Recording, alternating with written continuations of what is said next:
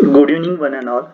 This is Mari Vikas Vasantrao, Assistant Professor in Mechanical Engineering Department of TSSMS Bhivrabai Sawant, College of Engineering and Research, Pune. Under the subject specific environmental awareness task given by Coordinator Dr. Vinay Kulkarni in International FDP on Environment and Sustainability. Today, in continuation with Week 1 assignment, I am going to discuss the innovating clean energy technologies in advanced manufacturing. This international FDP on environment and sustainability is open education for better world and organized by D.Y. Patil College of Engineering, Akordi.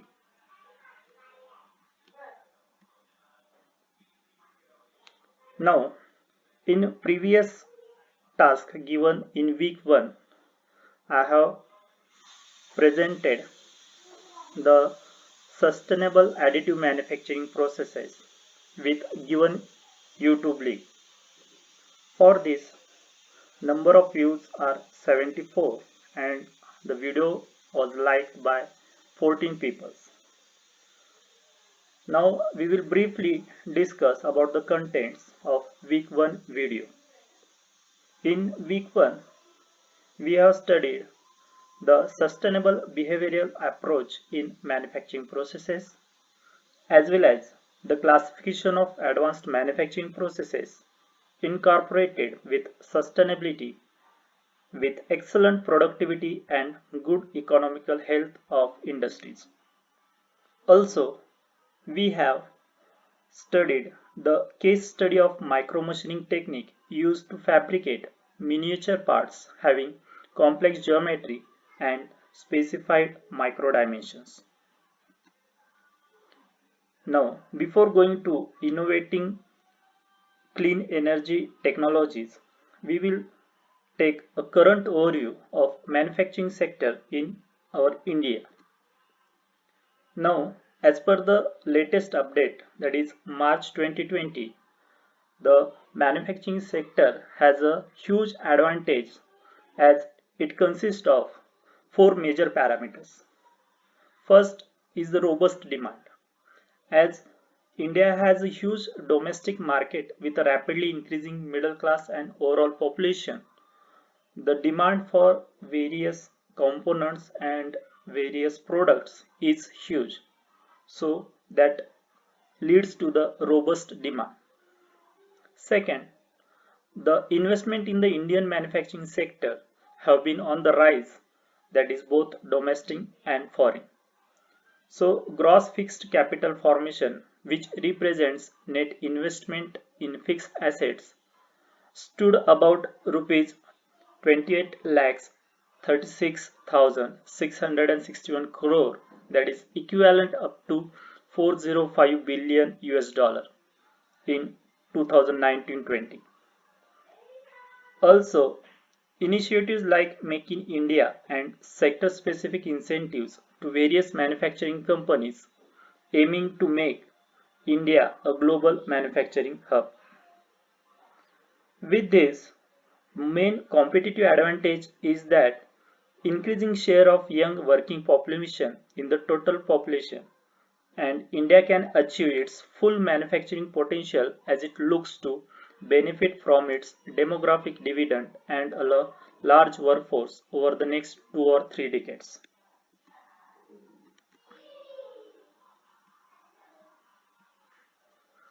Now, as far as the Global Manufacturing Index in 2018, India is ranked 30th in position, and India is an attractive hub for foreign investment in the manufacturing sector. The several mobile phone, luxury and automobile brands, among others, have set up or are looking to establish their manufacturing base in this industry. With impetus on developing industrial corridors and smart cities, the government aims to ensure holistic development of the nation. The corridors would further assist in integrating, monitoring, developing a conducive environment for the industrial development and will promote advanced practices in manufacturing. Make in India program has launched to place on the world map as a manufacturing hub and give global recognition to the Indian economy. India is expected to become the fifth largest manufacturing country in the world by the end of the year 2020. Government aims to achieve 25% GDP share and 100 million new jobs in the sector by 2022.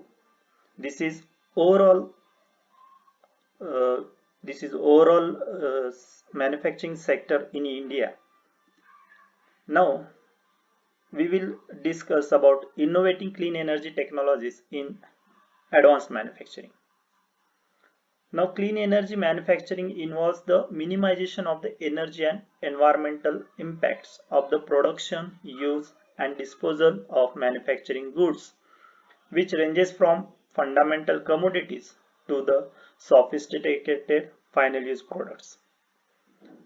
The clean energy manufacturing also improves energy utilization and yields economy-wide reductions in greenhouse gas emissions through the changes in every use enabled by the development of new materials and process technologies.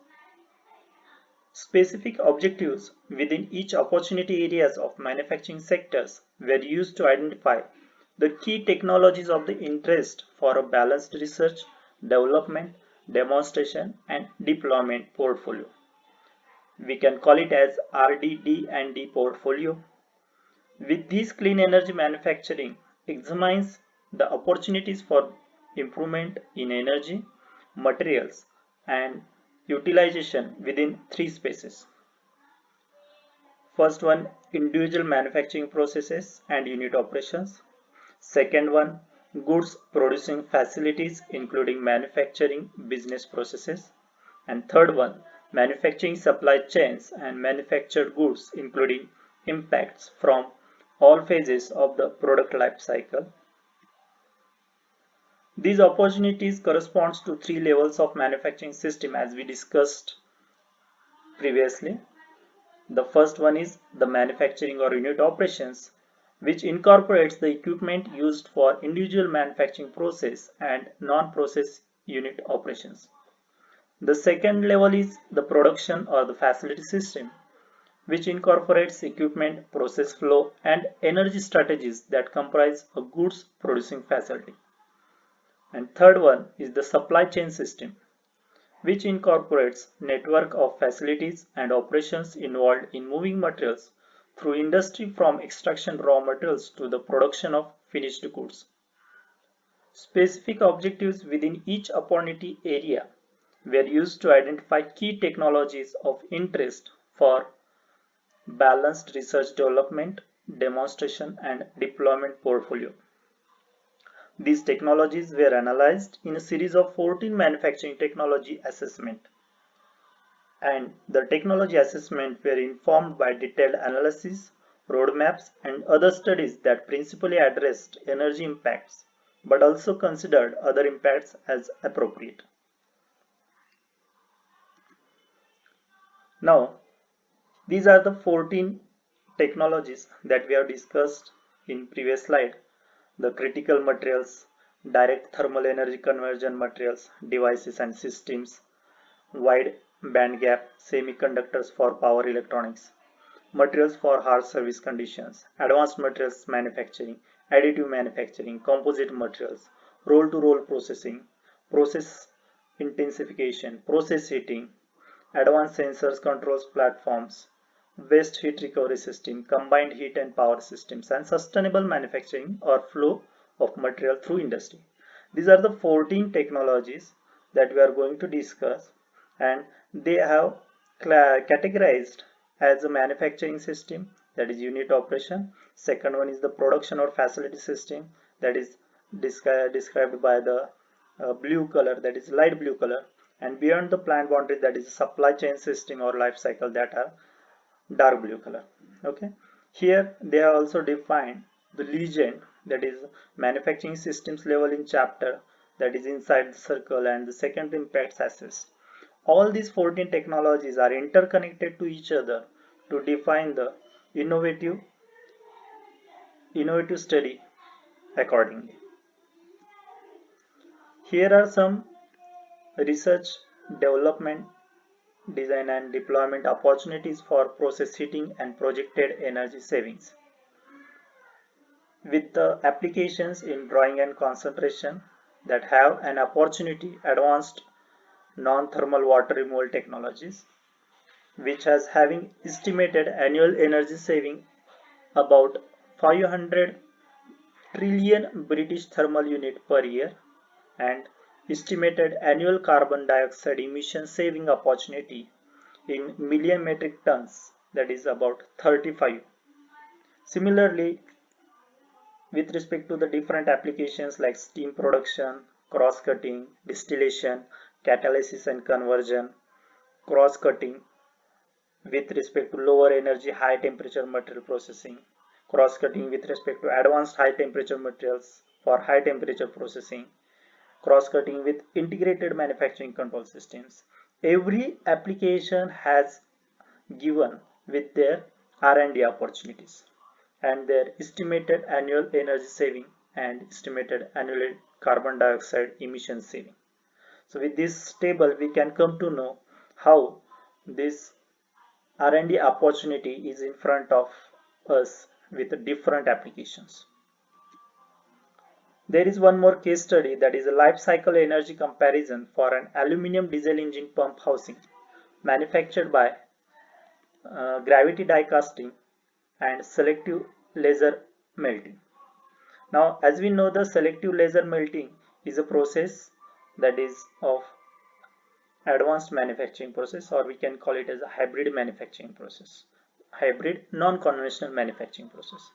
For each life cycle stage, we are using the gravity die casting energy as well as the selective laser melting energy with the unit of British thermal unit.